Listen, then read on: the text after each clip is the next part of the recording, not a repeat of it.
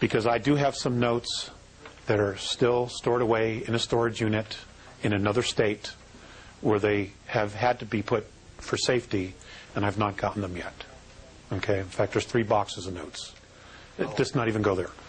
Okay? These 7... I'm sorry. Some of these tubes have snapped. In other words, as the galaxy expanded, okay, there were breakages in these wormholes or space highways. No galactic races to the present time, and this is as of 11 months ago, Earth time, okay, knew how they were built or who they built them or who built them, and they can't be repaired because we don't know how they were built. Nobody knows how they were built. Okay? There is an assumption by many that the founders created them, which is how they were able to do all of the terraforming and echo building in the galaxy in preparation for life to be introduced here. There is an assumption that that's who built it. The truth is, we don't really know for sure. It could have been built by someone even before them. We don't know. Okay? Because according to the Andromedans, third density as we know it is 21 billion years old. Okay?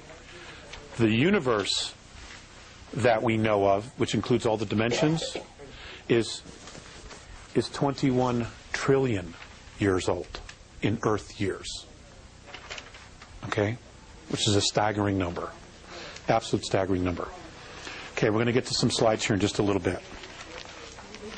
Okay. According to Morine and the Andromedans, only 2 of the superhighways, the wormholes, have not snapped in our galaxy. Okay? So out of the 17, 2 are still fully operational. As trade increased, the spread of life forms also takes place. The experimentation of transplanting life forms and vegetation is in full swing.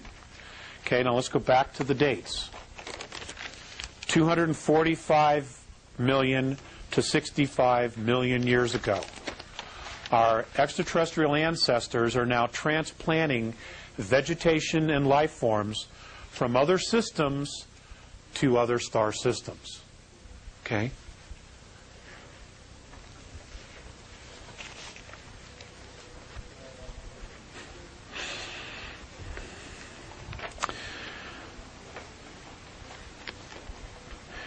The transplanting of life forms is only with life that has potential. Now, what their actual definition of that potential is, I can't tell you because I don't know. But according to Morine, this potential can only develop in complex ecologies. And by far, the most complex ecology or ecosystem in the galaxy is O2, oxygen-based, which is what we are. Truly complex ecosystems only occur in a relatively small number of planets in the galaxy. Now that might be, several billion planets, but when you take into account, how many suns and how many actual star systems we have, it is in fact a small amount. Even though to us, we would say, my God, there's 200 billion Earths out there. I mean, that's a staggering number to us. But in the big scope of things, it's actually a very small amount because the hydrogen ecosystems by far outweigh all the others. Okay?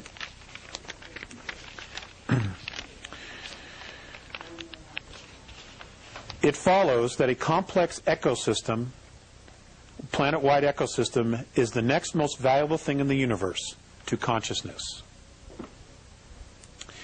Species, however, come and go, but a truly rich biosphere will endure as long as it's not compromised. Dinosaurs, birds, and other life forms, fruit trees, are brought to our solar system and transplanted on the three ecosystems in our solar system. They are Earth, Mars, and Uranus.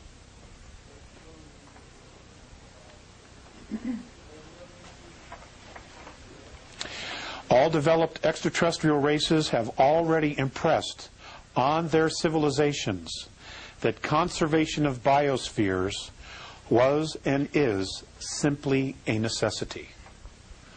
Okay? This is 245 million to 65 million years ago. Okay? They were already teaching their children about conservation of the ecosystem. Okay.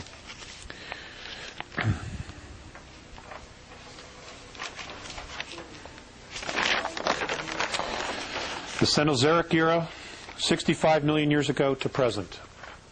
Okay? We're going to get through this, and then we're going to get really down into some fun stuff. Earth-taught history, sometimes called the age of mammals, because the largest land animals and mammals show up during this time. It is also the age of flowering plants, the age of insects, the age of fish, and the age of birds. Okay? Andromedan taught history. Our solar system is being visited more and more.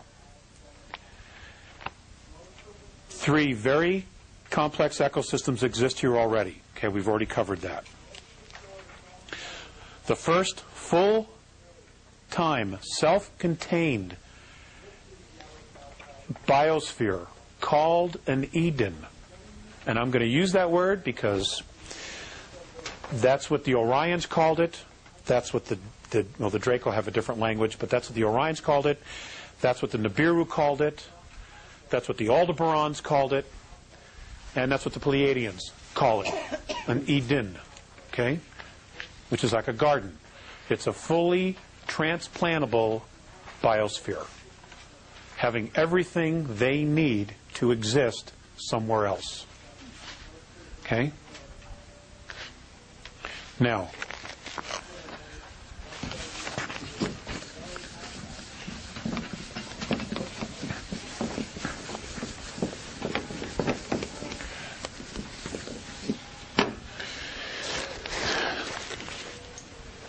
we do not really appreciate how smart our ancestors are. Okay? Because they don't always travel in very large spacecraft.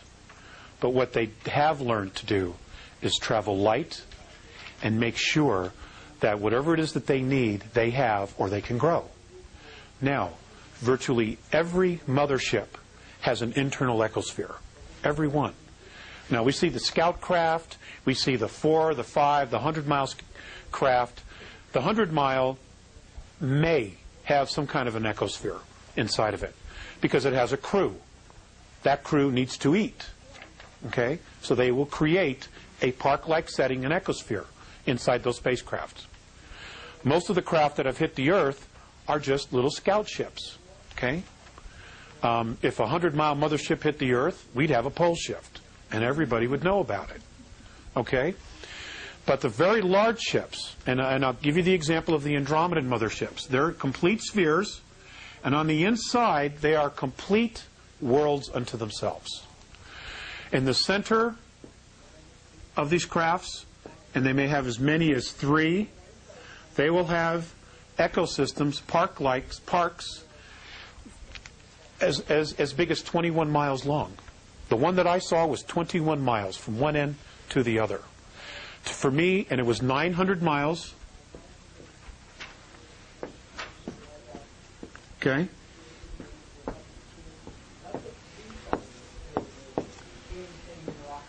And for me to literally see every inch of that ship would take 25 years. That's how big it was. Had everything. Everything. In these parks, you could not even tell that you were in a spacecraft. You would think you were in a park, you know. Agoura Hills, California.